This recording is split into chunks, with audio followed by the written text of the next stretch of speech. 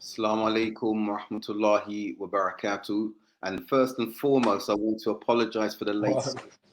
Abdurraheem is there and he can illustrate why there's been a bit of a delay, but it's also a revelation of sorts with regards to his culinary skills. Assalamu alaikum, Abdurraheem. Walaikum assalam, Abdul Haqq, bro. Assalamu alaikum tutti. Giorno. I don't even know what cooking is in Italian. I'm making a pizza for my bambinis, for the kids and for the family. I went on a bike ride and we all are very hungry. Totally forgot about the podcast. Obviously, totally forgot. Because we've only done, like, we've been away for a while, isn't it? Like, there was a We time have. when it was a regular thing. We I was have. just just when you get used to it. That's right. So, yeah, it's about getting back into the groove and remembering that we have this. We're back to piece of cake every Saturday, and So so next that's week, why. And I next can't leave week the is kids it's to got to be a starving. cake, not a pizza. Huh? Cake, not pizza next week. Well, I've actually got a cake somewhere. Someone's done a cake, so there's a cake as well. So And that it's not me. I don't really cook cakes. So but pizza I love. You know what pizza means in Italian? You know what it what? means? Pie. No. Yeah, the word pizza Okay. actually means pie. That's what it is. It's a And pie. how long have you been making pizza? I've been making it a long time, but sort of this proper pizza I recently, maybe about a year ago, I got a proper pizza oven, like a proper one. And yeah, because the temperature goes really high on a proper pizza oven. So like your normal home oven is going to go to what, 300 degrees maximum, whereas pizza ovens go to like 450, 500 degrees. So you want it really hot, and your pizza's cooked in like 3-4 minutes. So it's a bit mad. You're going to see me rushing back and forth, but yeah, it's literally like what you get in the restaurant, better. Yeah, it's like better because it's at No, home and good. it's totally I'm fresh. going to And I travel. make the dough myself and everything. So, I'm going to but the wait for the real the invite. real difficult thing is stretching, learning to stretch the pizza. That's actually quite hard. It's Right. actually quite hard to stretch it. And then you got this whole thing; it can easily tear as well. Anyway, No, it's mashallah. it's a whole literally, it's a science, bro. It's incredible. Like when you start getting into it, all the different things about hydration.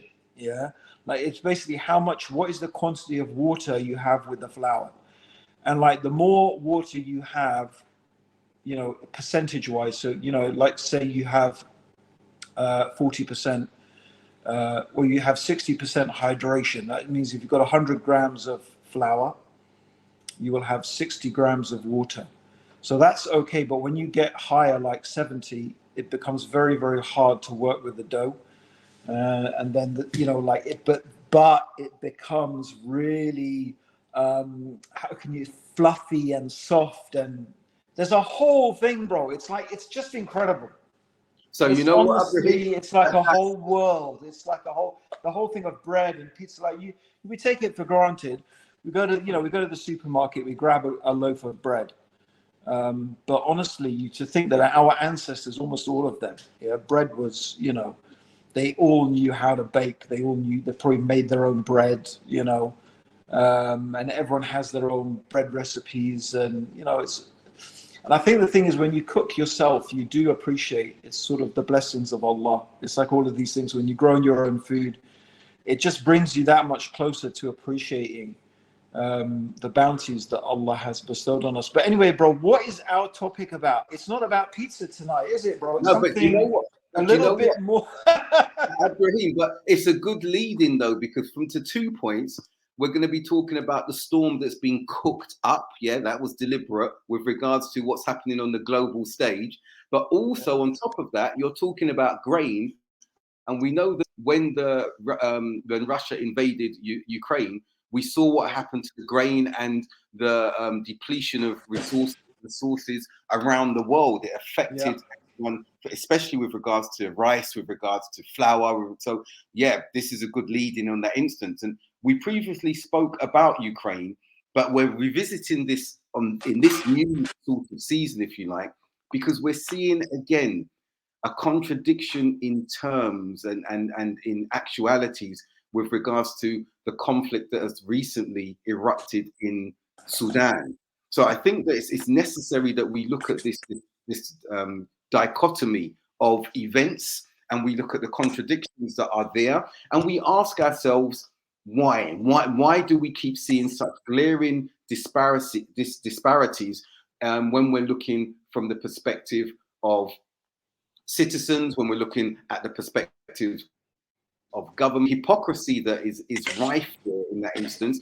And I think it's something that many have been discussing and are looking at this particular point in time. And before I put it back to you, I want to say wa alaikum salam to brothers, sisters, guests who've joined us today, some old faces, some new ones. As you can see, we shoot from the hip, so to speak. If Abdurraheem's in the kitchen doing pizza, that's not going to stop a piece of cake. It should be a piece of pizza on this occasion, but we'll keep it as a piece of cake. The Green and Baker podcast. So Abdurraheem, your thoughts on why we're looking at these disparities, these I think hypocritical narratives. I think the thing is that any sort of claim anymore that the West has some sort of moral high ground on which to lecture the rest of the world about human rights, no one takes them seriously anymore.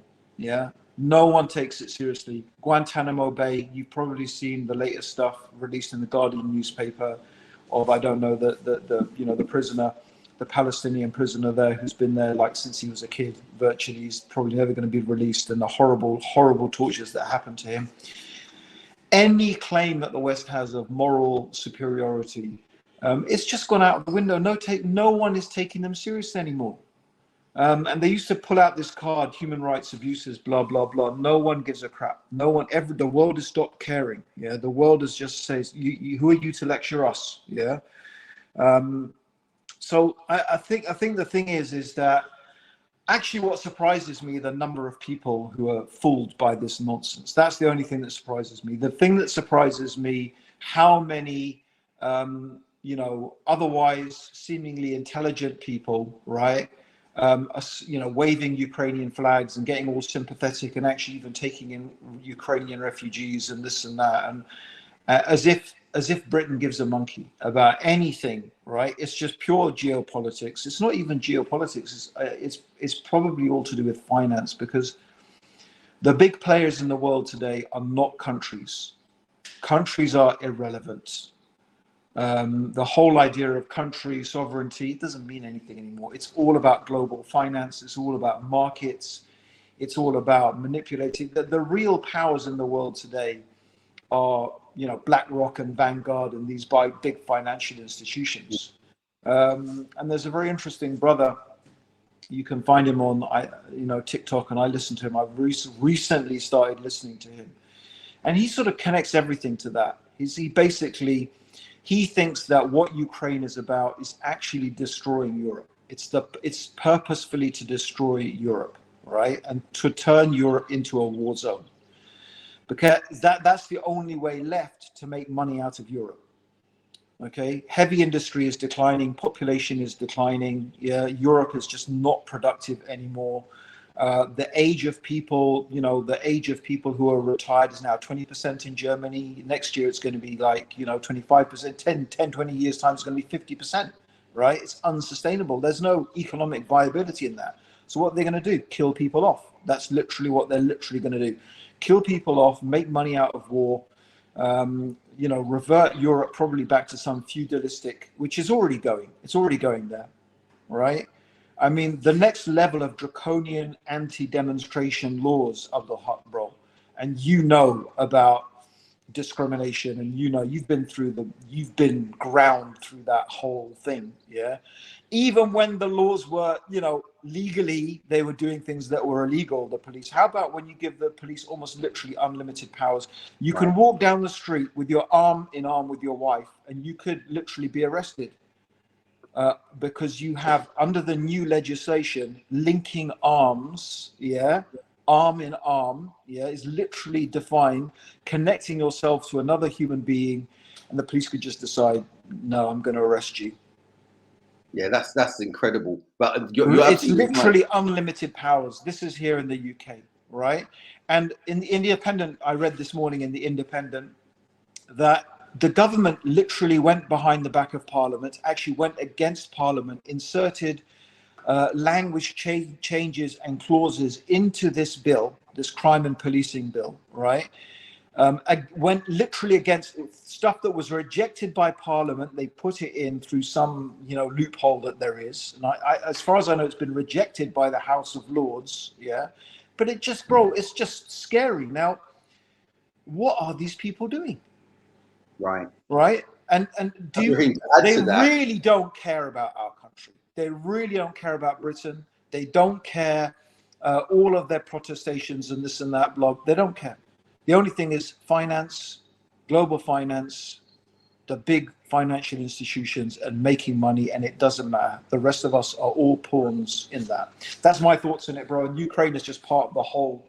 It's just part of the whole plot, to be honest. but Even you know what, Sudan. Abdurraheem? There are Yeah, other players. So yeah, yeah. go on, bro. I'm That just gonna put my pizza in the oven. I'm listening, everyone. I'm carry still here. on. Yeah, go on, Carry bro. on. What you've said is fascinating, and I see it resonates with some of our viewers, and I tend to agree with what you're saying, and that's made all the more easier from the perspective of individualism. Now, from one of my businesses that I've brought back from living abroad, I was trying to locate and arrange hotel bookings, for example, for some of the clients that are coming over.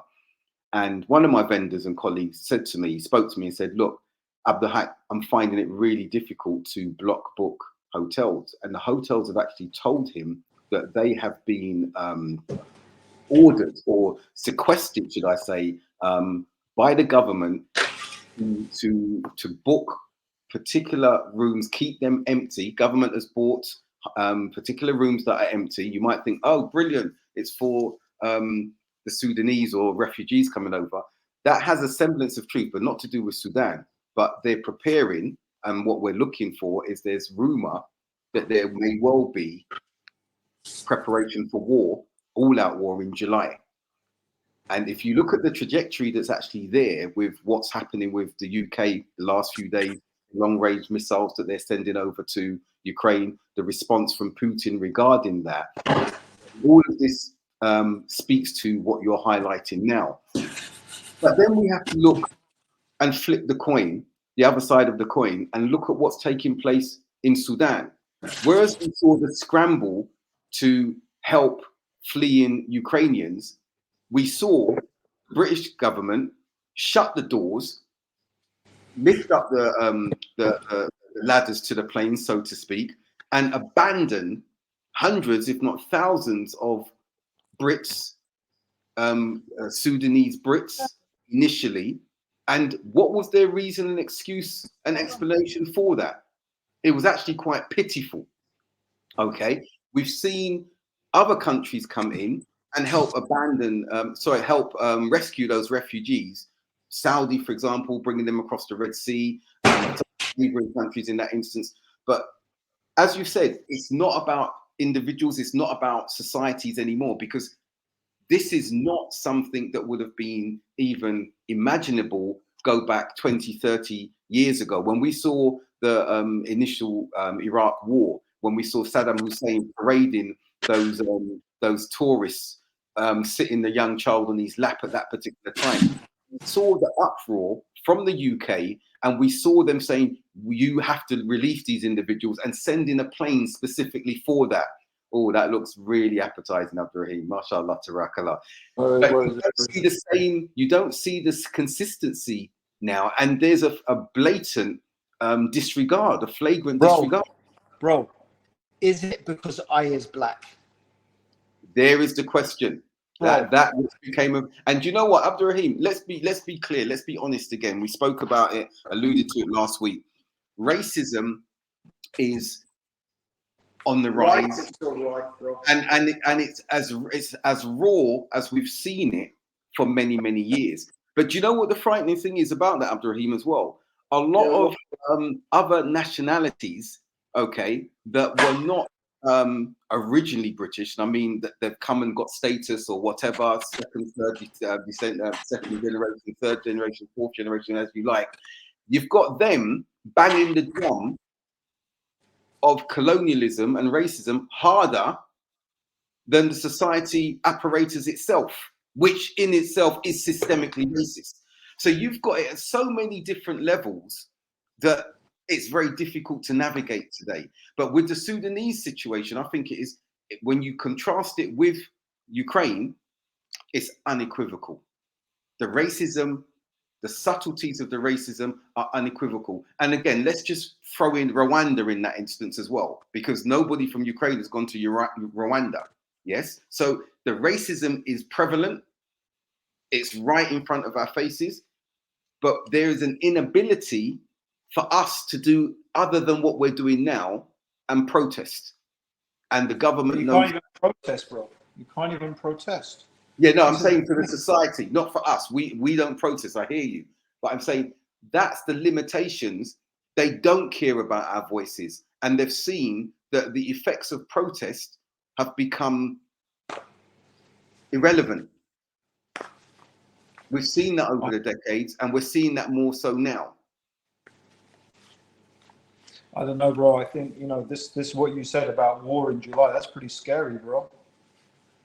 This is what hotels were telling my colleague, told me straight up. I can't really reveal any more than that. But from my further inquiries, this is the rationale why some of those hotels are block booked, because there's going to be an influx. They are preparing for an influx and increase from Ukraine in or around July.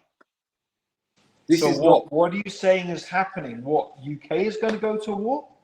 No, there's going to be this is what the hotels were telling my colleague. As I said, I'm not going to say more than that from a confidential perspective, but the information that they'd shared with him was not to be scoffed at.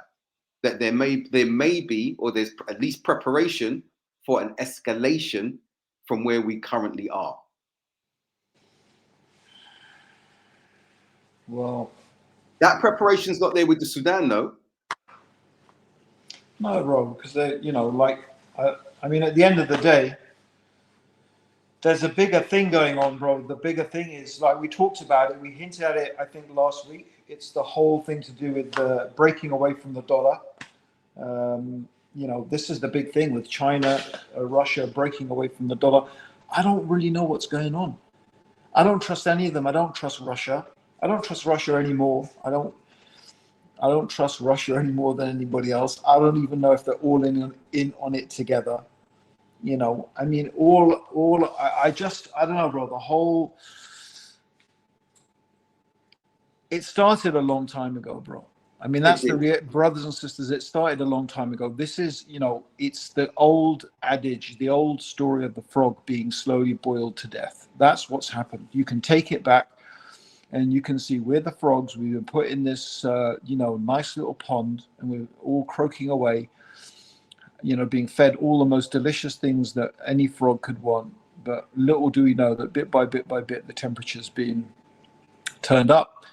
And, maybe you've sort of noticed something's funny's going on. It's not like it used to be, but you just, it's just bit by bit by bit.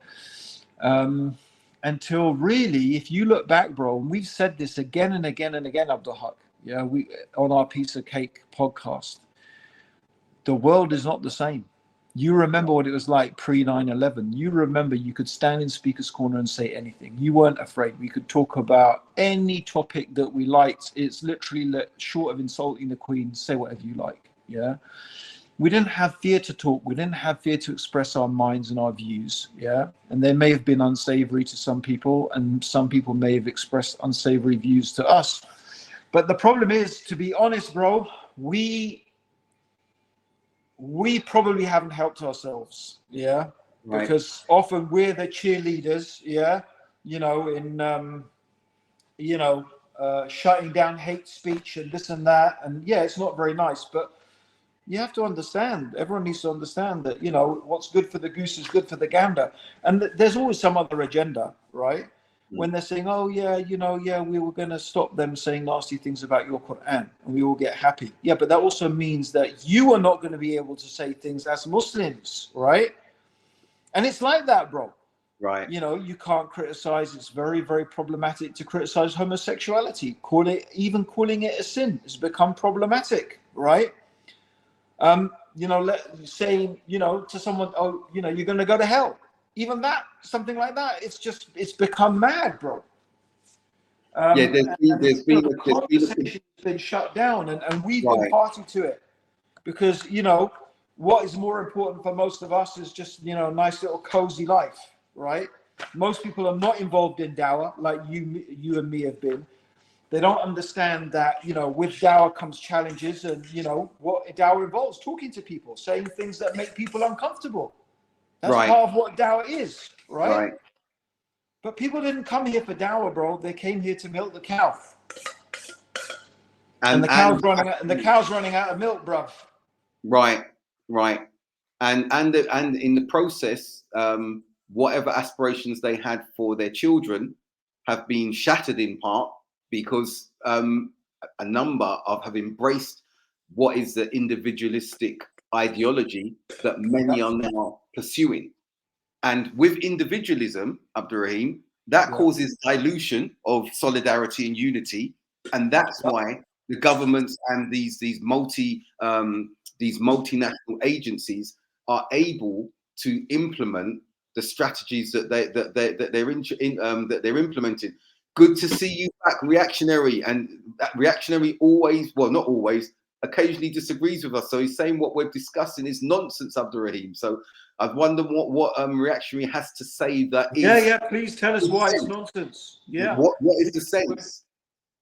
Yeah, he's saying there's no such thing as freedom of speech without restriction. Well, okay. Who said? I mean, we're not saying that. No one said that. But how about the other end of the spectrum, when you are only free to say what the government lets you say, right? Where do you draw the line? Where are you drawing the line at stopping freedom of speech? Yeah. It's become so absurd that you can't offend someone. You can't offend someone anymore. How can you have a conversation? How can you challenge ideas? How can you discuss anything without the possibility of someone being offended? This is how absurd it's become, right? We don't, it's not about freedom of speech per se as some ideal that never existed, doesn't exist. I agree with that. But I didn't. Did I say that? Did I say there should be unlimited freedom of speech? I didn't say that. No. Right? But also, all I said is things have changed. There was a time back in the late 1990s, the mid 1990s. There's things you could say then, right? You could be very frank. You could have frank discussions.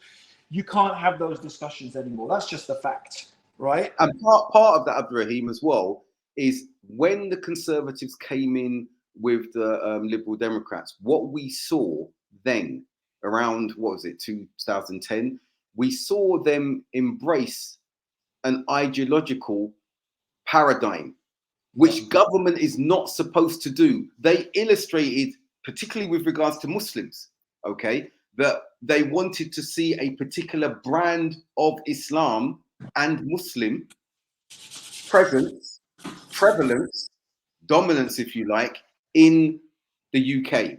That was unashamedly highlighted in their interviews, in their not necessarily policy, but in their statements, which were articulated.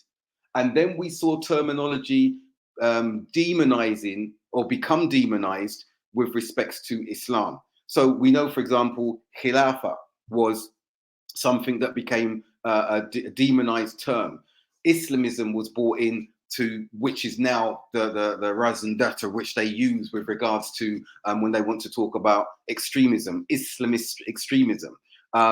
We've seen, Allah forbid that we mention Islamic State, even in the English term now, because it's no longer referring to the time of the Prophet ﷺ. It's more, so terminologies were then highlighted and Yes, reactionary saying Labour is more anti-Muslim than the Tories. Reactionary, I wouldn't. I'm not neither. I'm not neither for Labour or for Tories. I'm looking at the trend and the trajectory that Abdurraheem has mentioned. Things were not like this previously. Governments were not obviously openly ideological in their leanings towards what they would prefer to see societally. This is something relatively recent, and you juxtapose that alongside the individualism that has been driven in this society, and the chasm, the Richter's gap that we're looking at now, in which we're almost mute when anything is taking place, is where we find ourselves. Okay, you say those terms in the war and the terror, but no, reaction, not all of them were. If you go back and you look, not all of them were. And the ideological underpinning was furthered by the Conservatives. I remember looking and being observant of that around that time. But this is not about Labour or this is not about Labour or Conservatives or Liberal Democrats. Yes, Liam, absolutely right, my brother. Non-violent extremism was another term that was brought in. We've seen the term radicalization being frowned upon now, whereas what we've seen, the very bedrock of universities and education, and if you want to dare say enlightenment, was having radical views which were to change society. But yes, there are categorizations of the type of violence, violent extremism or radicalization that we need to look at. Yes, as Bilal is saying, neither side is worth comparing. They exist to fuel each other within the same system. So, reactionary, I don't think you'll disagree with that observation by Brother Bilal. The point of the matter is now, let's see where we find ourselves between the Sudan and the Ukraine and the different shades of grey. So if we want to say that there's a particular system that's being deployed by a particular government, why are there such inconsistencies in how Sudan is being dealt with and how the Ukraine is being dealt with? We can go back 20 or so years when we saw the invasion into Iraq, the incursion into Iraq. And then when we look at other countries that are not oil havens, as it were. Thank you, Reaction. I'm glad we've come back to agreeing, but it's good what you've said. It's good that you've provoked this sort of discussion. But when we look back then and we look back now and we compare, the same standards are there. Where there's a vested interest economically, and there is the racial undercurrent that's there as well, we see more attention being paid to where those benefits can be yielded from. We look at Iraq and we see that the society is being crippled. The society is being crippled. We see other societies that do not have the same resources. We see the paralyzation and crippling of sorts in some of the African countries because of their resources. And then when you look at others, no attention is being paid at all. Yet the socio-economic or the socio-cultural or whatever, the interreligious, the civil discord that are in those societies are comparable. And yes, Shaisa, very good question. What is the attraction of the Sudan for the West? There isn't any. That's why they're not paying the same attention as they're paying to Ukraine. Geopolitically, the Ukraine is far more important. But when you look at the Sudan, and when you look at the Sudan's strategic positioning, we had the split of North and South Sudan. When you look at the Sudan, it would be a fool's errand to ignore the geopolitical undercurrents as Sudan relates to the Muslim, African, and Arab world. But the West are not concerned with that at the moment. That is not a priority. That is not a priority. And it should be a priority looking at the weakening of the West, particularly the UK and America, as it relates to countries like Saudi Arabia, United Arab Emirates, and the like. So it's a really short, blinkered perspective they've got as they're looking at Ukraine, because it's like they're navel gazing almost. Like, this is our priority, not just from a racial point, but from the geopolitical point that Abdurraheem is mentioning. So what you'll see is proactivity with Ukraine and reactivity as events emerge in Sudan and spill out across a wider geopolitical footprint, if you like. Abdurraheem, what do you have to say on some of these observations? Sorry, bro, my mic was off. Yeah, bro, I think that, I mean, you're right. I mean, there must be an interest in Sudan. It can't be that there is no interest there. I mean, strategically, it has importance. There's no doubt about it. But is it just that other players are operating in that area? That's the question, right? Because you have to see what's going on. You have to see who's playing the game, yeah? Who's benefiting? Where's the money? Yeah. Right.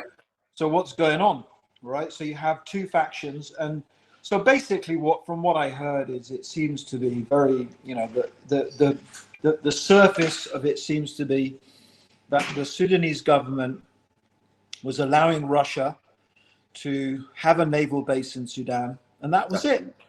Yeah. And then America initiated a coup, as they always do when someone goes ahead and does something they don't like. It's time for a coup, right? That's what seems to be, you know, that seems to be what happens, right? So this other factions come in. They want to, you know, presumably they're on. I don't really know, bro. I'll be honest. I'll be honest, bro. I don't really know, guys, much about it. I mean, literally, it's one of those things that I listen to something here, and I listen to something there. I pick up something here and there. And do I really know? I don't know. I don't study geopolitics. I'm not deeply into it.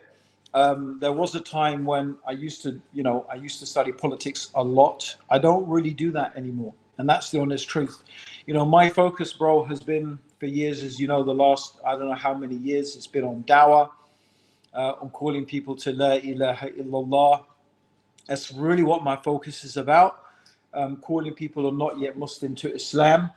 And, you know, I think, you know, I find it empowering, Abdul Haqq. The problem is with all of these geopolitics, the moment you start to spend a little bit too much time thinking about it, you get pretty frustrated and you feel disempowered. You feel hopeless. What can we do? What can we do about Ukraine? What can we do about Sudan? Practically very little. Yeah, we can send a bit of charity there. We can help out those people who are suffering, and, you know, and so we should. But in real terms, what can we do? Nothing much.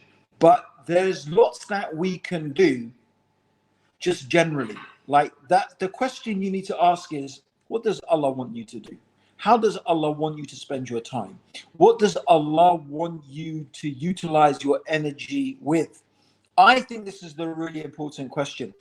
And sometimes it may seem remote, Abdul Haqq, bro. It may seem really remote. You know, it's like, oh, I've even had brothers making fun of it. You know, oh, such and such situation came and the brother's solution is give dawah, right? Ha ha, what sort of nonsense is that? And I understand that. It does seem like nonsense. Yeah, it does seem like nonsense. It's not.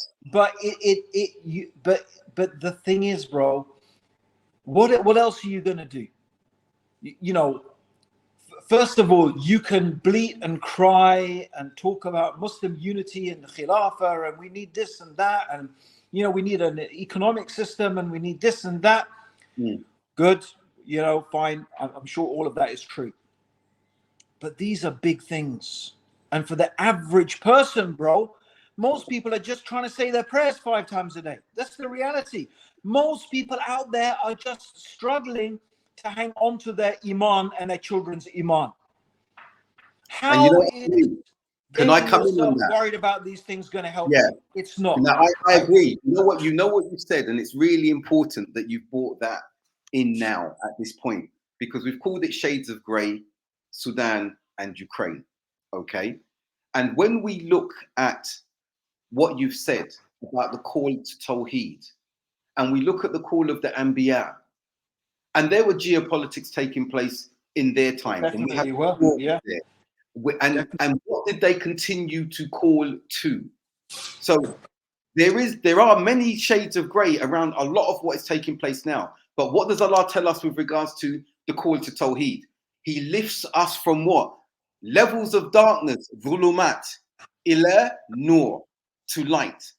And if only those who were mocking, oh, you're going to call to Tawheed, you're going to give dawah, understood the impact of this call, the longevity of this call, the overarching effect of this call. It was this very call that we saw the geopolitical structure of Arabia dismantle over 23 years. It was this geopolitical, it was this call to Tawheed that we saw the Abyssinian state leader embrace Islam and these followers embrace Islam. It was this same single call to Tawheed that we saw hierarchical structures transform. So Abdurraheem, what you're saying is a very important point, because there are no shades of darkness in this call. And when we look at it from an individualistic ideology, it's counter to that. When we look at it from a societal perspective, and we see the harms that are affecting us societally at the moment, is as a result of divorcing ourselves from Tawheed, from monotheism, from this call. As you said, when it comes to it ultimately, and let's look at this, Abdurraheem, you and I have spoken about this many, many times, okay? I learned of a young individual who was part of our community passing away. They found his body 2 days ago. We've got another close sheikh of mine passed away when I just returned back from the UK, to the UK, but he died a few weeks ago as well. And ultimately, for everyone listening here, Muslim and non-Muslim, we're going to be asked 3 questions in the grave. That's it. We're going to be asked 3 questions in the grave. And none of them are going to relate to our positions geopolitically. Politics, yeah. We're going to be asked, who was your Lord? And it's not an academic question. What was your deen? Not religion, your deen. Deen encompasses, it encapsulates religion. And the final question, who was that man who was sent amongst you? And we will have to have lived and actualized the reality of all these 3 questions. It's not like an academic exam. It's not like the SAT tests recently that everyone's lamenting about were too difficult for their children and everything like that. So when we're looking, because many of us get stressed out about what is taking place in the world today. And I'm not saying, and I don't think for one moment Abdurraheem is saying we should be ignorant of that. But what is being said is, in the grand scheme of things, what are we responsible for first and foremost? Okay, what are we responsible for first and foremost? And in enjoining the good and forbidding the evil, there are 3 levels. If you can stop it with your hands, then do so. If not, then with your tongue or writing with the pen. And if you're unable to do even that, then you must have that iman, even if it's at the weakest level, to hate it in your heart, but not to be oblivious to it. And unfortunately, many of us are even beyond the 3rd and weakest stage of hating it in our hearts. We simply don't care.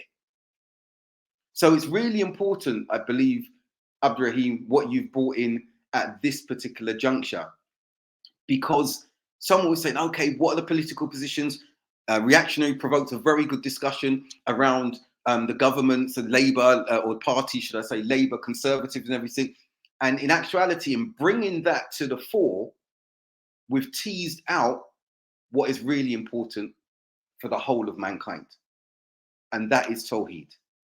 Because the changes that will take place will ultimately come from a divine, overarching, powerful source, being none other than our Creator, Allah subhanahu wa ta'ala. Absolutely, bro. I think, you know, like we always have to bring it back to this, yeah, because we can analyze as long as we like, and I think that's the key. It's like, of course we care. Of course we care about these people. Of course we care about the situations, you know, and but the other thing is, bro, it's not for everybody. The reality is we also have to understand it's that not for everyone to get involved in this stuff, right? There are only a limited number of people who know what to do, know what to say, who understand the situation, even not even completely, but, you know, to some extent that they have, you know, it's that hadith, bro, isn't it, of Al-Rawaybadah will speak out, yeah, right, Right. That, you know, like any person comes along, you know, and just speaks about, you know, public affairs, you know, That's right. speaks about geopolitics, speaks with no idea, probably can't even find Sudan on a map, Yeah. you know, and yet at the same time feels entitled to talk about it and come out with solutions and, you know, attack this country and that country and criticize this and that and, you know, all of that type of stuff. Right. And you know what, Out of Abdurraheem? the way with that, bro. No, you're right. And you know what's important as well? Let's go back to a governmental level. Some of you may not be aware that the government requested an independent review a few years ago that's just been released recently, the last few months. I've been reading it. The Bloom Review, Does Government Do God? An independent review into how government engages with faith. And this is a fascinating report. Okay, it's the first time ever that a report has been done in this country by the government. And what I've read so far is overwhelmingly positive about the place of faith in British society and how government needs to take more notice and involve themselves in discourse with faith groups because of the overwhelmingly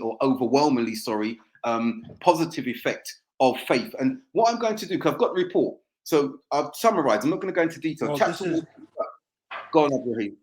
no, bro. I mean, the Yeah, thing is that I think this needs a proper review. it does. Because this is not what I'm hearing. What I'm hearing about this report is this is a smokescreen. It's when you get down to the nitty-gritty details of basically when he means religion, he basically means Christianity. The guy who's written this report is a well-known evangelical Christian, right? Along with Gove, with a clear hatred of Islam, a track record of being anti-Muslim, right? The proposals about controlling madrasas and homeschooling is blatant and stated clearly. Islam has a problem that Christianity doesn't. And it's about control. It comes back to the same thing about control. And so when they say, yeah, religion is overwhelmingly positive, they'll say these things, bro. Government, even the conservatives, they don't like religion. They don't like religion at all, bro. You know, religion is one of the biggest threats. Real religion is one of the biggest threats to their system of control. Because when you're only afraid of God, yeah, I mean, the sort of religion where people are just, you know, how can you say? Anyway, bro, you talk about the review. I want to hear what you got to say. Right. So that's an interesting point, Abdurraheem, because that is there. When I say the comments that it's overwhelmingly positive, this is what I want us to look at from that perspective. I've said that because it provides an avenue in which the visibility of our faith can be driven. Okay. All right. Because all other faiths can take advantage and become more visible through this avenue. Previously, our faith, and it's still happening to an extent now, but this is an avenue that we can go through, I believe. So what are they saying? What is the report saying? Give us a lowdown of what you're... Basically, the report, as I said, the report is saying, I haven't completed it, and there are those elements that you've spoken about. There is that sort of like tongue-in-cheek Islam aspects of Islam, or Islamism is a problem. But what the report is saying is the society, government cannot ignore or sideline religion because of the impact it has upon the adherence to these faiths. And this is why I'm saying this is overwhelmingly good in the sense that if we're going to practice our faith and we want to practice it more transparently, we want to be more open, we want to be less cowed by what's happened over the last decades or so in that instance, this report provides that avenue, but to a limited extent. Let's not fool ourselves that they're saying, okay, kumbaya, everyone can do what they want to do. No. But by them doing this now, we can hold them to account by their own measures and highlight the hypocrisy when it's there. That's the purpose of this report, Abdurraheem. Not to jump in and say, oh, it's wonderful, we can do all of this now. As I said, no. But it's bringing an avenue through which we can move, which we can navigate through a different channel. Not just us, it's about all religion. What the point is, this report has been done. And you're right. When I read the first few pages, like, he's very positive about Christianity. He's positive about Islam, but where's the bite going to come? He's mentioning other faiths in that regard. The point of the matter is, they were compelled to conduct such a review. And yes, Gove, who we know is, enough said about Gove, he was one who reviewed the report first, or the review first. And I don't think, or I'm unaware of his comments in that regard, but it wouldn't have come out if it wasn't palatable for government, if it wasn't palatable for Gove, if it wasn't palatable for the wider Christian faith in that instance. But again, there's that acknowledgement. Well, these people, they produce these reports and then just ignore them when it suits them. They don't give a crap. They do. That's why I don't trust these people. They did this. You heard flipping Braveman come on flipping TV talking about Pakistani, Pakistani paedophile gangs. Yeah, it's a particular Pakistani problem. Their own report said the opposite. Exactly. Their own report said paedophilia. Most of the paedophile gangs are white people. They're not exactly. And they ignored it. Their own report, bro. They don't care. Yeah, no, Abdurraheem, I wrote about that. But you know what? Remember, what's one of the things that we do? Establishing hujjas. The Prophet ﷺ was told he's only here to establish the proof. Okay, that's necessary. And how do you do that? You do that using their own resources, their own reports. When I read that, what Swallow Braverman has said, okay, she's coming to a position that a predecessor has said something different to. Okay, Sajid Javid had said something different too. But because she's bending over backwards to please the colonial paradigm through which we're living, she made such a blooper. So my thing is, thank you, Liam. Yes, there are opportunities there, okay? A platform upon which to stand and say, what's good for the goose is good for the gander. Whether that's accepted or not. And this is the thing, Abdurraheem. The environment and climate of pessimism, I'm not saying that this is what you're saying, but the climate of pessimism, apathy, and suspicion that we have is a valid one, but it's got so pervasive that it's there amongst us as a Muslim community as well. And I think that that's being done by design by society. When you see how fractured we are as communities, you would agree with me. Where is the unity? Where is there even the leadership that we can look at to move forward? So me bringing this report is not from a leadership perspective, but it hasn't been discussed. It hasn't been engaged with from amongst us. Okay, there will be the naysayers. Okay, and there always will be the naysayers. But my thing is to say, do you know what? How can we take advantage of this and shine the light back towards, put the lens back towards the government for the very reason that you've said that they do not practice or adhere to what they sanction themselves? That's an important role that we need to be playing in society. Yeah, so what do you think we should be doing, bro? What I think we should be doing is looking at how we could, I think... I just think from a political sense, what do you think? From a political perspective, I think it should be where we should be looking to rally and unite. I'm not saying politically in that instance. There needs to be a coming together, and there needs to be a common sense of purpose where we stand. Our children are being affected by what's taking place in schools. Okay, we're being affected by so many from so many angles that are being thrown at us, but there's not a unity, and I'd love to see that. Not on Aqidah, we're not going to get into that instance there, but a unity in which we can stand and push back against some of the tide that's coming towards us of these foreign influences. And when I say foreign, I mean ideologies that we're being forced to digest. And I think we've got a caller in, and it's our brother Reactionary. And we've spoken before, I think, but Reactionary, please come on board. Welcome. Assalamu alaikum rahmatullah. Alaikum salam wa rahmatullahi wa barakatuh. How you doing, Dr. Baker and Anthony Green? Hope you're both well. Doing well. How are you? Yes. Alhamdulillah. I've got a quick question for you. Like, don't you think it's about time Muslims launch their own political party? Like, Fantastic. it doesn't have to, it can have a good name like, I don't know, Authentic English or something like that, but something that represents Muslims or Islam, and it gives the people of England the opportunity to choose Islam as their way of life. That's a fantastic question, reaction. You know, and it speaks to what we've just been talking about now. When Abdurraheem asked me, "What do you think we should do?" I think it's a difficult answer to make. A very good question. Because we have to look at. I think we have tried it before, by the way. I was a member of that political party. Oh, okay. I'm going to let you get in. Let me finish. I'm going to let you get. So my thing, what I would be asking in that instance, Abdurraheem, is what do we take into consideration from the religiosity of it, from the socio-religious paradigm, and what would the constitution look like? I know that's a big counter question. So Abdurraheem, you've just said you were part of a political party that was there. I think you're best placed to answer and elucidate further on this.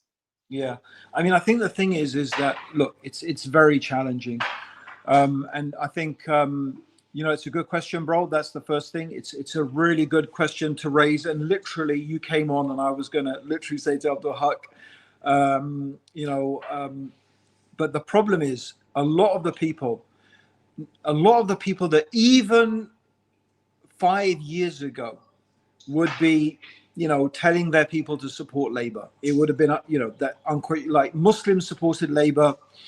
It's just quite clear. But they're asking this question: are Labour actually any better? Are they any, you know, is this doing us any favors? And people are beginning to realize that it's not. That they, first of all, they don't really see much difference between the two political parties. And they don't see that either of them really offer anything for Muslims substantially, right? Except tokenism. And the real major concerns that we have, they're just being sidelined constantly. And, you know, and voices that I never would have imagined would be saying things like this, are saying we need to do something. We need to present our own alternative. We need to create our own power structures. We need to find ways of doing things ourselves that is outside the realm of these, you know, these political parties. Now, what exactly does that look like? Does that mean having another political party? I'm not so sure. I think, you know, I'm sort of a little bit there with, what's his name, Russell Brad. He just thinks the whole system is so fundamentally corrupt and so fundamentally wrong and so fundamentally misaligned that getting involved in politics is a digression. We need a whole different system. We need a whole different way of looking at things and doing things. And that's probably what we have to really work towards. That's what I think. Anyway. AI mentioned lobby groups, similar to other faith groups like the Jewish faith. Lobby groups like the Jews, as AI channel is asking. Reactionary, what's your thoughts on Abdurraheem's response and what we've just discussed here? Yeah, I see what he's saying in terms of a person who presents a political party that operates within the sort of norms of current political parties, where they, you know, give and take and trade to make votes, and only vote in favor of what they've been lobbied to vote for. So corporations have influence over MPs. What I see Islam would offer, when I say Islam, a party that would like to present Islam to this country in terms of criminal law and civil law, etc. We can say, look, the constitution would be different. Our constitution, look at a dawah, just think of it from a dawah perspective. You go on a show like Question Time, and you'll just be presenting Tawheed. Yeah, they already hate Islam. They already, you know, present it in the worst light whatsoever. What extra harm can you receive by presenting a party? What you're saying is the real benefit of having such a political party is creating a platform in which you can present Islam as a real alternative, not because our real intention is to get involved in politics or, you know, go into parliament, be voted MPs and this and that. And like, because you know what you see happening, bro, is the problem is, again, I'm not an expert. You know, I've studied a little bit here and there. Brother, can I just correct you on that? Yeah, of course, bro. Go on. Yeah, I'm not saying it's either or. It's a combination. So one right. of the goals would be to give the opportunity for people in the country to live under Islam, right? There are countries around the world where non-Muslims would prefer to live under Muslim rules, okay, because they feel there's more justice there.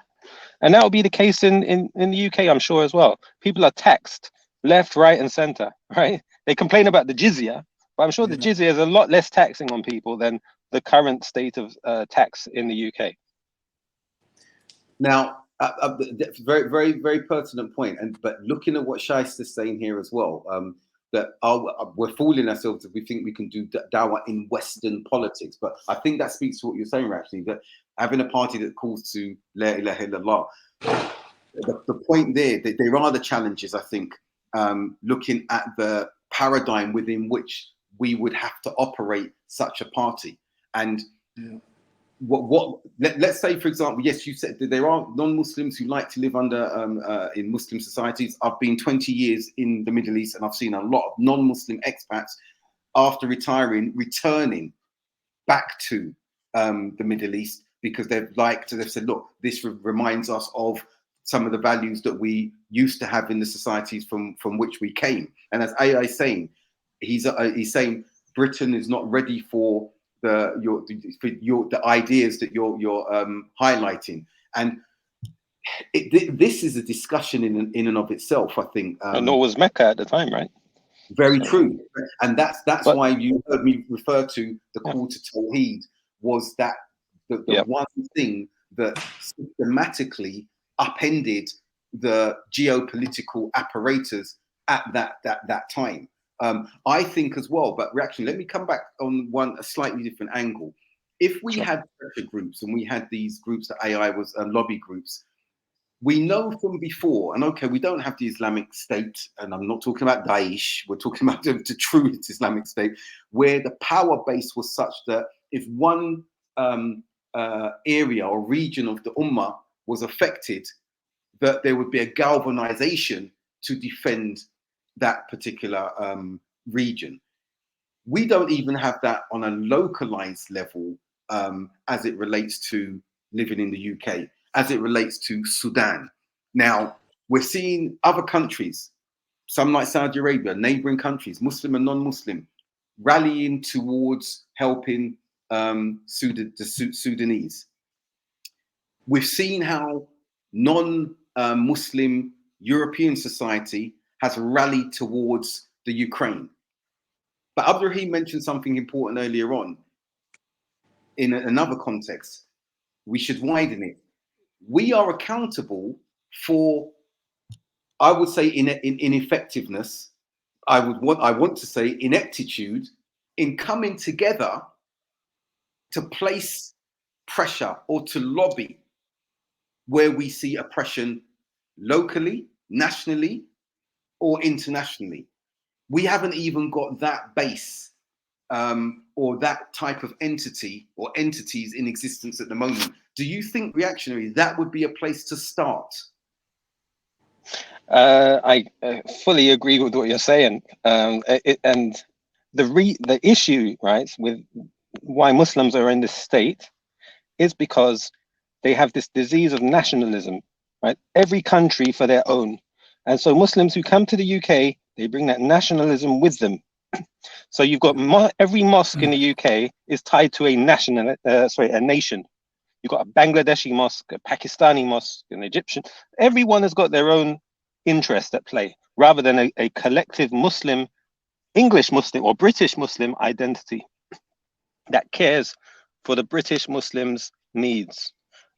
So yes, we do need some sort of lobbying organization, but how is that going to develop when everybody is out for their own exclusive group, right? So that needs to be overcome. And I think a Muslim party for the UK would be a collective representation for everyone that is has a similar stake, right? A similar stake, but they can put aside their ethnic or nationalistic differences and be British and Muslim?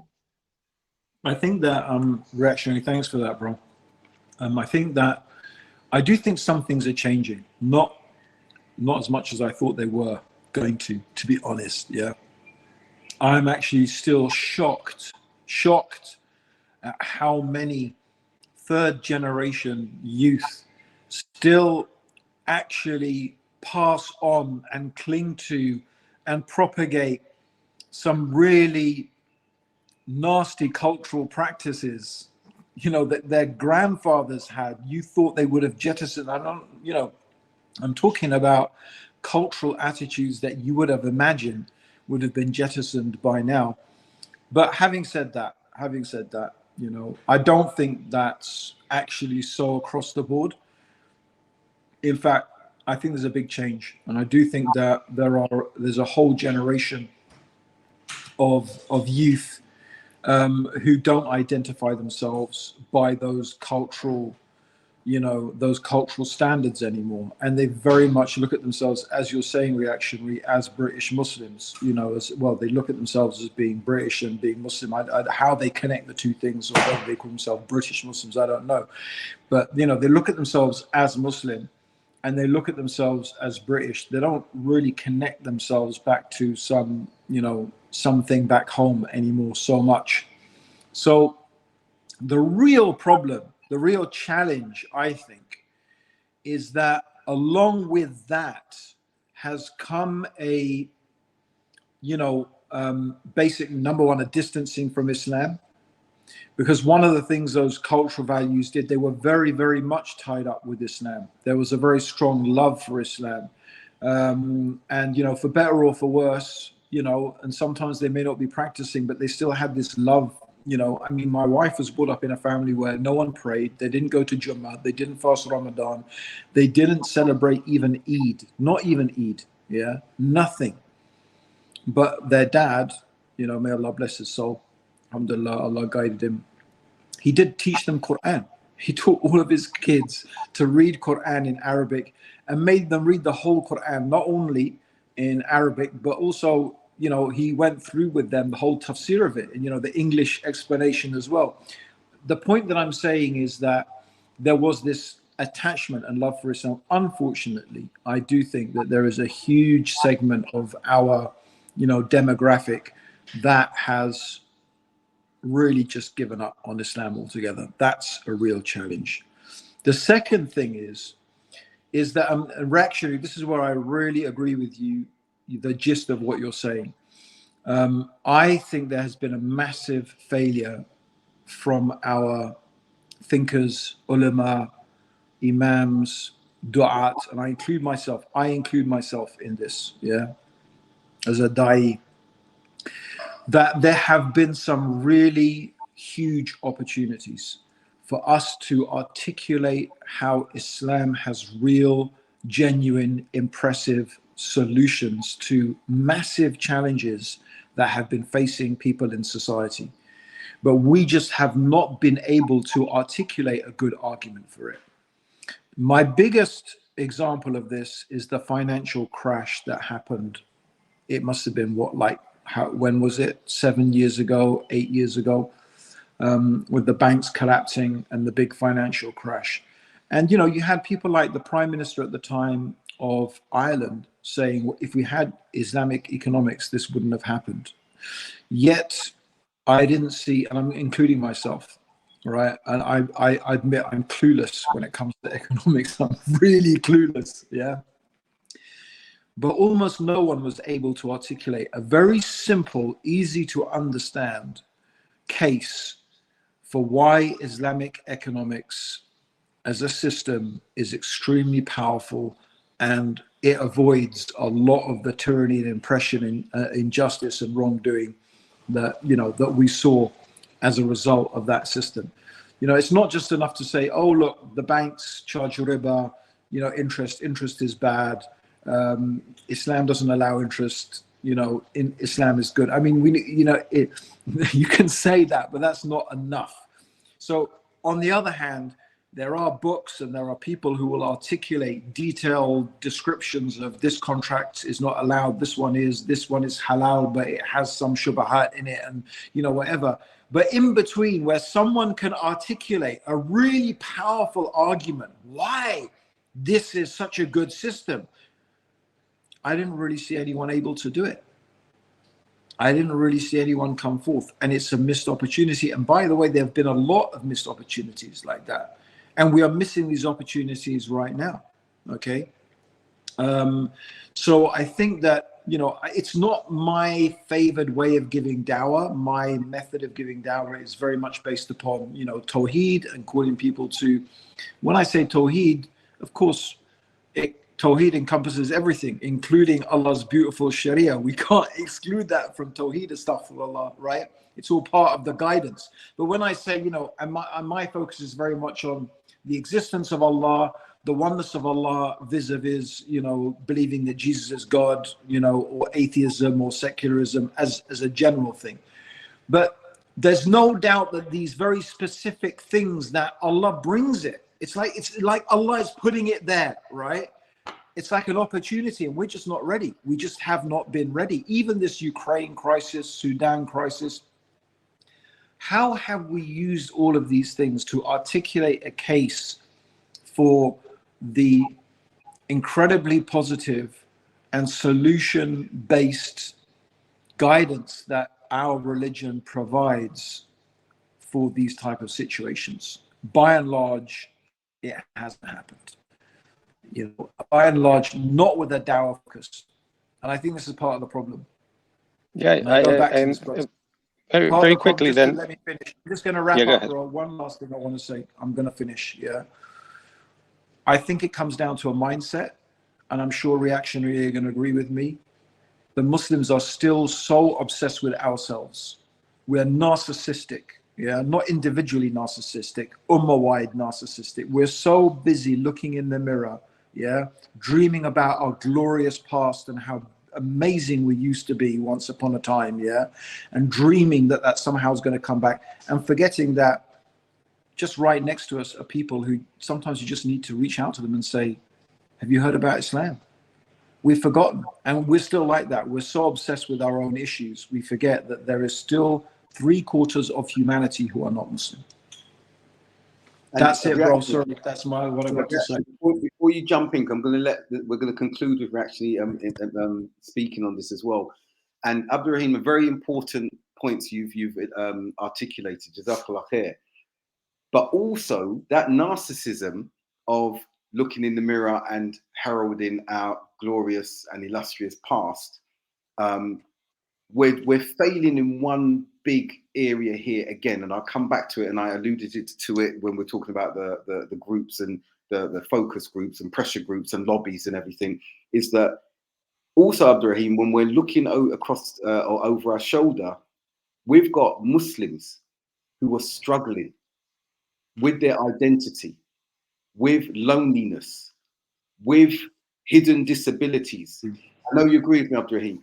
And what's happening, other than superficial platitudes, we're not putting in that work, walking that extra mile, sacrificing. And that narcissism is such that even those leaders amongst us in our masajid, I was once one, hopefully I wasn't like that. Allah knows best, some may say different, but sacrifice means service to others. Okay, dawah is a service to others. Being good to your neighbor is a service to others, but we won't extend ourselves beyond our comfort zone. It's self-interest. So we've bought into that individualistic ideology that society is pushing at the moment. We really need to get our houses in order, that we're sitting there watching what's happening to some of the Muslims in Sudan, watching what's happening to the Uyghurs and everywhere else. And we might jump up and shout and cry for a minute, and then it all goes quiet. And who's the one raising the attention of these causes? It's the Western media. And if it's coming from avenues that are not Western, how authentic are they? Because we've seen fake news being proliferated on news, showing a video of someone being tortured, saying this is whatever regime that's doing this. and it's a video from 15, 20 years ago, and it's altogether something else that's taking place. And the people who are being attacked or whatever were the ones who instigated the problem in the first place. And this is the sort of unreliability that we have through our own channels. So we've got a lot to look at, a lot of before we move forward and look outwardly, while still giving the dawah outwardly. And Reactionary, please come in, and then we can start wrapping up this very interesting session, inshallah. Yes, brother. And first of all, I didn't expect to find myself agreeing with you so much. I've never agreed with you so much on any previous show, but everything you both say tonight is quite agreeable. I would like to say, we've been told for a long time by whoever has been teaching us Islam that you know the ayah that أعوذ بالله من الشيطان الرجيم لا يغير الله ما بقوم حتى يغيروا ما بأنفسهم. Allah will not change the state of a people until they change that which is with themselves, and that we have leaders who represent the state of the people. So the focus should be on changing the people and doing da'wah. Yes, that's correct, okay, on the whole, but it doesn't mean we shouldn't have in place people who are leading and planning a way to establish Allah's religion. Okay, and that's why when the Prophet sallallahu alaihi wasallam, I mean, you both know better than me. I'd love to hear how you explain how the society in Medina was established and as an Islamic society. All right, there had to have been some preparation. There had to have been some sort of interaction with the political parties of that society at the time, in which the Prophet Muhammad sallallahu alaihi wasallam was able to come in and establish a constitution. Now, what we seem to be being told is, no, just don't get involved. Shut your eyes, close your, put your fingers in your ears, get on with ibadah, and forget real life. Whereas when you apply the same situation to applying for a job or looking for an increase in income, nobody would apply that logic, because you're told it's not enough to make dua and pray all night to get a job. No, you have to also put in the work. You have to train yourself. You have to develop new skills, develop a CV, and apply for work. You have to do work to get work. But we're told to just don't do any work, and an Islamic society will come by itself. So yeah, that's just my final comment. And Jazakumullah khairah for having me on. I won't outstay my welcome to say. Thanks, bro. Reactionary, it's good to have you. You've been one who you've kept us on our toes in the positive way over the last years, I think it was, and engaging with you on this occasion has been really good and beneficial for us all. I think the audience as well, mashallah, tabarakallah. I want to say jazakallah khair to Reactionary first and foremost, and to all of you who've been contributing, those who've come back on board, mashallah, tabarakallah. The discussion, Abdurraheem, to you, Hassan in the background for fielding everything. We're looking at some big issues, but I think the conclusion is where Abdurraheem intervened with saying what the main cause is and purpose is, and that is Tawheed, La ilaha illallah, which again Abdurraheem has articulated is not just lip service. It encompasses, it enshrouds everything of what we're doing in the Sharia. And I think Brother Reactionary has brought some really thoughtful aspects to consider. And again, I would refer to what I was speaking about, self-reflection, the levels of enjoining good and forbidding evil. What is our duty? What are we here for? And how do we engage with this society? As Reactionary said, yeah, you don't just go turn up in your pajamas at a job and say, I heard there's a vacancy and I'm coming for it. There's preparation. There is preparation. Medina wasn't just built upon just traveling out there and it just happened. Preparation, and the right type of preparation with the right intention and the right people who have got different skill sets, who are knowledgeable in their own realms, okay, in their own areas, coming together, inshallah. And I will conclude on that. Wa alaikum salam features, mashallah, all the way from Canada. I don't know what time it is there, mashallah, tabarakallah. But I will conclude on that. And until next week, Mustafa, all of you, jazakumullah khair. And I will let him over there send his greeting first. And for me, Abdurraheem Green, it's Assalamu alaikum and Jazakallah khair for tuning in. And him over there. For me, Abdul Haqq Baker, wa alaikum salam, rahmatullahi wa barakatuh. This has been a piece of pizza, and we look forward to seeing you next week, inshallah. Assalamu alaikum.